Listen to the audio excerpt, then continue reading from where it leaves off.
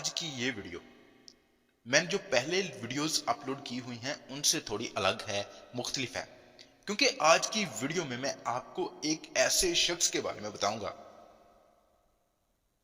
जो अपने ही खून को स्याही के तौर पर इस्तेमाल करता है और उससे पेंटिंग बनाता है।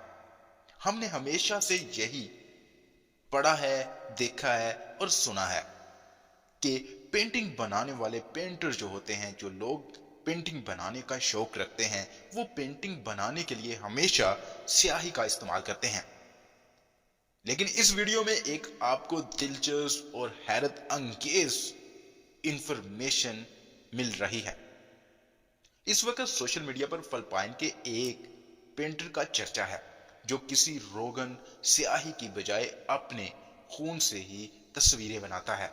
52 साल एलेटोसर का फिलिपाइन में अपना स्टूडियो है।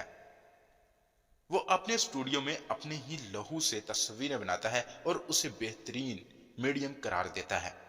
लेकिन एलेटो के काम की पजीराई कम और उस पर तनकीद ज्यादा होती है।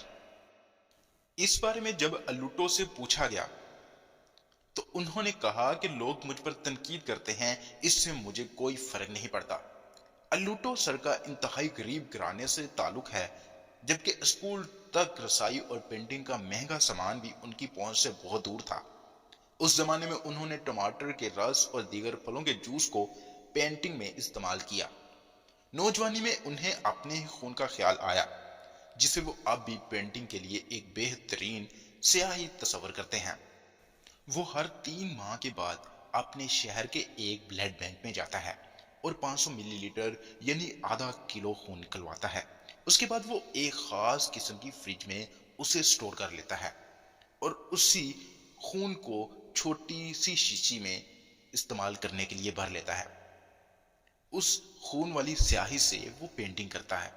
एलेटो ने कहा कि मेरा आर्ट का काम बहुत ही अहम है क्योंकि वो खुद मुझसे फूटा है। मेरा डीएनए उसमें शामिल है। मैं समझता हूं कि हयातियाती दायरा इसी तरह चलता रहता है और हर शय एक दायरे में घूमती रहती है। उसने मजीद कहा कि मुझे मेरा खून बताता है, मुझसे बात करता है। जो पेंटिंग में बनाता हूं उसमें जो मेरा खून शामिल होता है वो मैं उससे महसूस करता हूं। उसने मजीद कहा कि साल 2023 में वो लाहू से बनाई जाने वाली, ब्लड से बनाई जाने वाली दुनिया की सबसे बड़ी पेंटिंग पर काम कर रहा है, जिसका कन्वेंस 100 मीटर वसी होगा। जब इस आदमी के मुतालिक लोगों से पूछा गया तो लोगों ने कहा ये तो पागल है, ये दिमाग से खिसका हुआ है। तो हमें भी ऐसा ही लग रहा है कि ये तो आदमी पागल है, ये दिमाग से खिसका हुआ है। क्योंकि भला कोई अपने खून से भी कोई पेंटिंग करता है? अपने खून को भी इस तरह से जाया करता है?